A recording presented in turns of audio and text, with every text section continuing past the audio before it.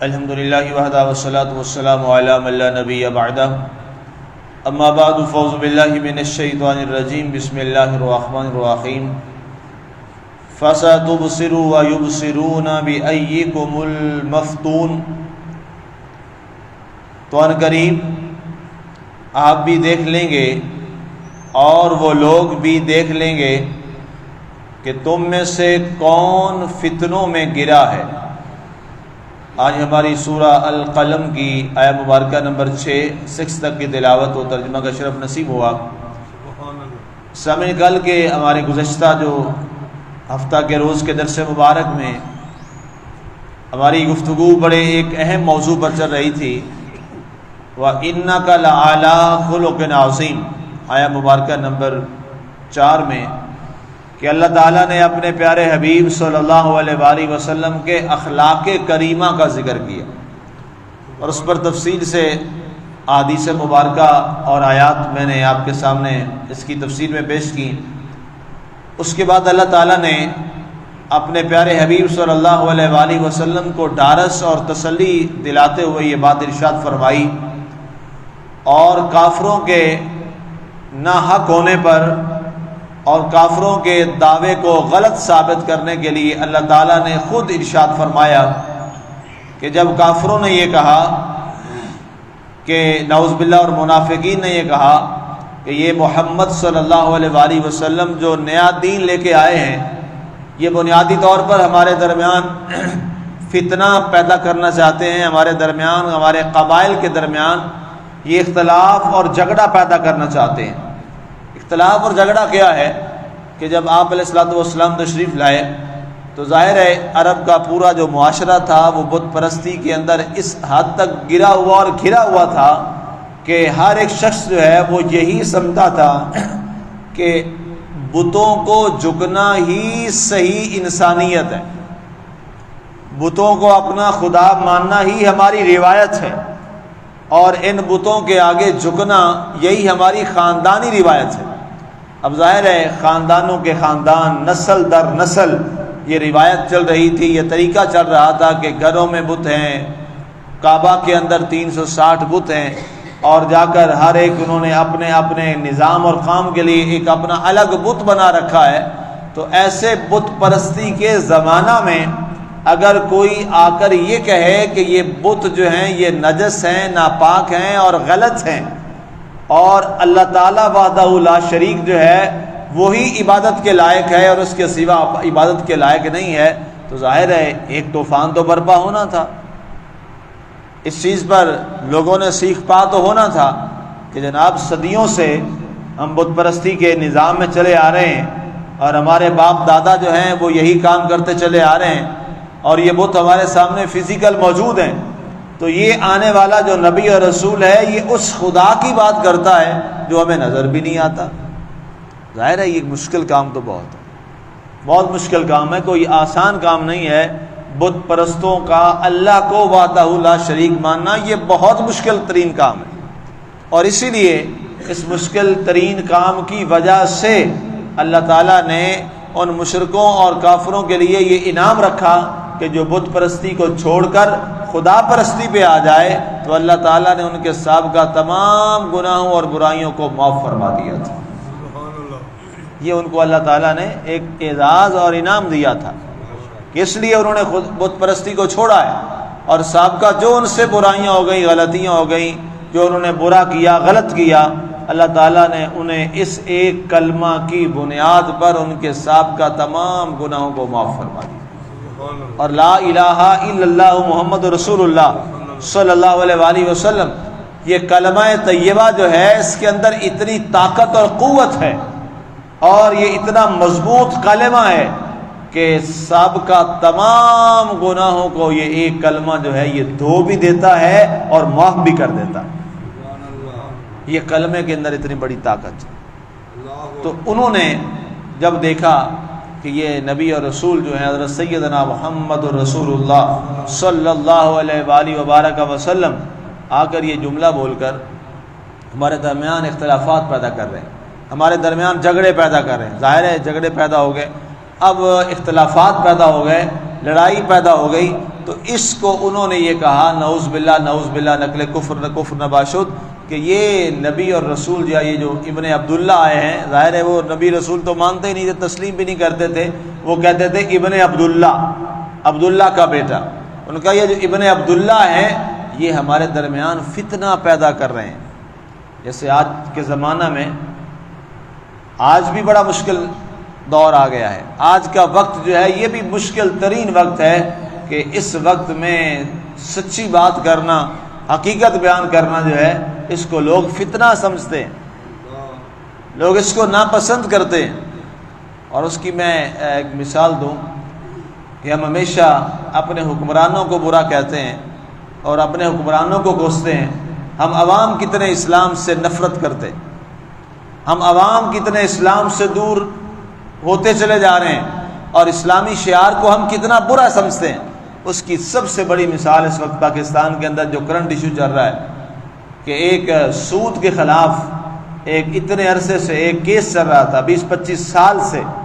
اور چلیں شکر ہے کہ اتنے سالوں کے بعد ایک اس پر فیصلہ آ گیا وفاقی شرعی عدالت کا کہ یہ سودی نظام جو بینکاری کا نظام ہے یہ سارے کا سارا سودی نظام ہے اور یہ ناجائز اور حرام ہے اور یہ اللہ کے خلاف اعلان جنگ ہے، اس کو ریاستی سطح پر ختم کیا جائے۔ تو آپ نے دیکھا کہ جتنے جو بڑے بڑے بینک برانڈ اس وقت چل رہے ہیں، HBL ہے، MCB ہے، باقی پنجاب بینک ہے، یہ سارے فوری طور پر سپریم کورٹ میں پہنچ گئے کہ جناب اس فیصلے کو کل عدم قرار دیا جائے۔ اب آپ اندازہ کریں کہ یہاں کا کوئی شخص بھی اس ملک کے اندر اسلام نہیں چاہتا۔ یہ کتنی بدبختی ہے اور کتنے افسوس والی بات ہے کہ مسلمان سود کے نظام کے خلاف آنے والے فتوے کو اور فیصلے کو، وفاقی شرعی عدالت کے ڈیسیژن کو اور اس ججمنٹ کو کہتا ہے کہ اس کو کل عدم قرار دیا جائے، اس کو غلط قرار دیا جائے اور سپریم کورٹ ہمارے لیے سود کو جائز قرار دے۔ اور پٹیشنر جتنے بھی ہیں وہ سارے کے سارے کون ہیں؟ مسلمان ہیں۔ اور ہمیں ہماری عوام کو دھوکہ دیا جاتا ہے، یہ اسلامی بینک ہے جی، MCB کیا ہے، مسلم کمرشل بینک ہے، یہ مسلمانوں کا بینک ہے۔ تو یہ کون سے مسلمان؟ اللہ تعالیٰ نے سود خور کے بارے میں کیا جملہ قرآن میں فرمایا ہے کہ اس کے خلاف میرا اعلان جنگ ہے۔ گویا سود کو حلال کرنے جو جا رہے ہیں اور سود کی حرمت کے فیصلے کے بارے میں جو چیلنج کرنے جا رہے ہیں اور انہوں نے کر دیا ہے، وہ کسی سے جنگ نہیں کر رہے، وہ براہ راست اللہ اور اللہ کے رسول سے جنگ کر رہے ہیں۔ اندازہ کریں، ہم ایسے کوستے ہیں کہ یہ ہمارے حکمان بڑے برے ہیں، یہ بنیادی طور پر یہ عوام کا مجموعی چہرہ ہوتا ہے جو سامنے ہوتا ہے۔ ہم عوام اس حد تک پہنچ گئے کہ آپ بتائیں کہ اس قدر ظلم ہے کہ یہ قوم سود کو بھی حرام ہونے کے لیے اور ماننے کے لیے تیار نہیں ہے، یہ سود کو بھی حلال کرنا چاہتی ہے اور اس کو لیگلائز کرنا چاہتی ہے، جو ملک اس حالت میں پہنچ چکا ہے۔ تو بتائیے وہاں پر عذاب نہیں آئے گا تو پھر اور کیا ہوگا؟ اب کوئی شخص اللہ سے اعلان جنگ کرے تو اللہ تعالیٰ پھر اس پر رحمت تو نہیں فرمائے گا نا۔ جو اللہ سے کھلا اعلان جنگ کرے تو پھر اللہ تعالیٰ بھی اس پر وہی حال کرے گا جو آج ہمارا پاکستانی قوم کا حال ہو چکا ہے۔ قومیں آزاد ہونے کے بعد ترقی کرتی ہیں اور ہم یہ لوگ ہیں کہ آزاد ہونے کے بعد مسلسل ہر آنے والے دن میں تنزلی اور زوال کا شکار ہیں۔ ہر آنے والے دن ہم زوال کا شکار ہیں۔ اس کی کیا وجہ ہے؟ اس کی بنیادی وجہ یہ ہے کہ ہم حق کو سپورٹ نہیں کرتے، ہم حق کے ساتھ کھڑے ہونے کے لیے تیار نہیں ہیں اور ہم باطل کو پسند کرتے ہیں اور ناحق بات کو پسند کرتے ہیں۔ یہ ہماری پوری قوم کا ایک مزاج بن چکا، تو پھر اس کی سزائیں ہمیں مل رہی ہیں۔ آج ہم جس حالات میں پس گئے ہیں اور اب روزانہ خبریں آ رہی کہ لوگ جناب خودکشیاں کر رہے ہیں، لوگ اپنی جناب کیا کیا معاملات، پورا خاندان لے کر جناب ریلوے کے ٹریک کے نیچے آ جاتے ہیں، جناب ریلوے کے نیچے جناب کسی نے چھلانگ لگا دی، کسی نے کچھ کر دیا، کسی نے جناب اپنے گلے ہی کاٹ لیے غربت میں، مفلسی میں اور حالات کی تنگی میں۔ تو یہ کیا ہے؟ یہ وہی گرفت ہے ہمارے اوپر، اللہ ہم پر رحم فرمائے۔ تو ان لوگوں نے بھی یہی کیا کہ انہوں نے کہا کہ یہ نعوذ باللہ محمد صلی اللہ علیہ وسلم ہمارے درمیان فتنہ پیدا کر رہے ہیں، ہمارے درمیان لڑائیاں پیدا کر رہے ہیں، کہ ہمارے لوگوں کو ہم سے الگ کر رہے ہیں۔ اور کچھ اب ظاہر حق والے تو تھے اور انہوں نے چھوڑ دیا، تو اللہ تعالیٰ نے ان کافروں کے اس جملے کو مکروہ قرار دیتے ہوئے اور غلط قرار دیتے ہوئے اللہ نے جواب دیا، ان ربک هو اعلم فستبصر ویبصرون۔ اے پیارے حبیب صلی اللہ علیہ وآلہ وسلم، تو ان قریب آپ بھی دیکھ لیں گے اور یہ کافر بھی لوگ دیکھ لیں گے، کیا؟ بِأَيِّكُمُ الْمَفْتُونُ، کہ تم میں سے کون فتنوں میں گرا ہوا ہے، کون فتنوں میں پھنسا ہوا ہے۔ ہمارا نبی صلی اللہ علیہ وسلم فتنوں میں نہیں پڑا ہوا، یہ کافر لوگ ہیں جو فتنوں میں پڑ چکے ہیں۔ ایک تو یہ معنی ہے، اور دوسرا معنی یہ ہے کہ آج آپ پر آزمائشیں ہیں، آج اسلام میں آنے والے مسلمان چند آزمائشوں کا شکار ہیں، لیکن یہ چند دن ان کی مشکلوں کے ہیں، اس کے بعد اللہ تعالیٰ ان کی مشکلات کو آسان فرما دے گا، اور اللہ تعالیٰ اسلام کو عزت اور مقام عطا فرمائے گا، اور اس کے ماننے والوں کو بھی اللہ تعالیٰ بہت عزت اور مقام دے گا۔ اور آپ دیکھیں گے کہ یہ جو کافر لوگ ہیں یہ بے عزت ہو جائیں گے، ذلیل و رسوا ہو جائیں گے، اور اللہ تعالیٰ اعز الاسلام، اللہ تعالیٰ اسلام کو عزت دے گا۔ پھر دنیا نے وہ دیکھا